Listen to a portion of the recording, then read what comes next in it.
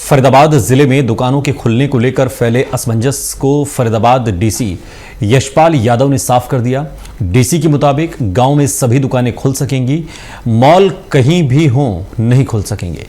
सभी तरीके के असमंजस को दूर करने के लिए हमारे सहयोगी विनय सिंह ने फरीदाबाद जिला उपायुक्त यशपाल यादव से खास बातचीत की है।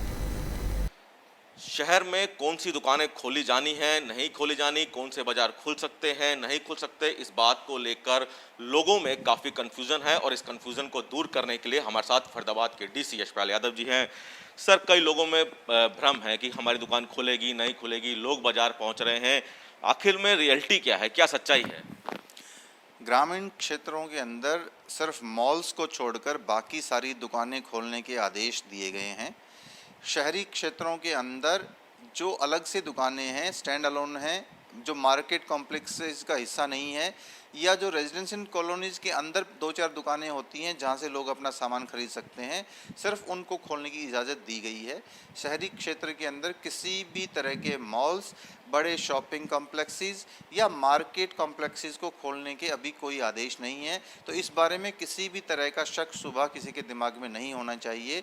सिर्फ छोटे कमर्शियल रेजिडेंसीज के अंदर जो छोटा क्लस्टर दुकान का 1-2 का होता है, सिर्फ उसी तरह की दुकानें खुलेंगी।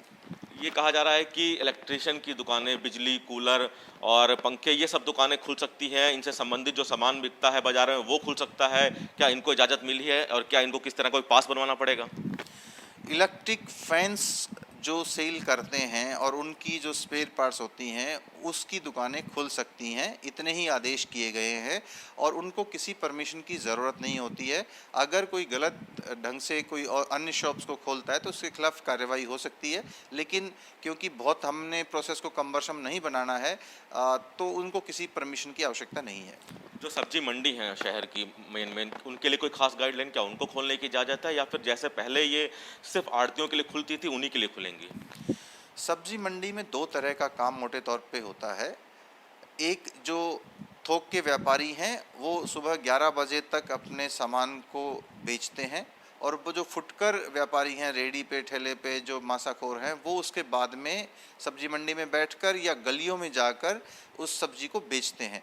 शुरू में कुछ सब्जी मंडियों के अंदर भीड़ हो गई थी, इसलिए एक से ज़्यादा जगह हमने उनको अलग अलग बैठाने का काम भी किया और कुछ एरियाज़ और भी निकाले जहां पर हमने कुछ लोगों को बैठाना शुरू कर दिया ताकि वहां पर भीड़ ना हो। इसके अलावा उनकी तरफ से एक रिक्वेस्ट आई थी, इसलिए हमने टाइमिंग्स भी उनके बढ़ाए। रात को 1 बजे से मंडीज़ को हमने खोलना शुरू कर दिया ताकि लोग अपना सामान लाकर टाइम पर बेच सकें और टाइम पर वापस जा सकें। कंटेनमेंट जो इलाके हैं जिले के, उनको लेकर वही गाइडलाइन रहेगी जो पहले थी या फिर उनमें भी कुछ रियायत दी गई है? कंटेनमेंट जोन के अंदर किसी भी तरह की एडिशनल रियायत नहीं दी गई है। तो फरीदाबाद डीसी ने साफ कर दिया है कि किन किन दुकानों को खोला जा सकता है और किन को नहीं खोला जाता, और इसीलिए अब इसको लेकर किसी को भी किसी तरह के भ्रम में रहने की जरूरत नहीं है। Vinay Singh, total news, Faridabad.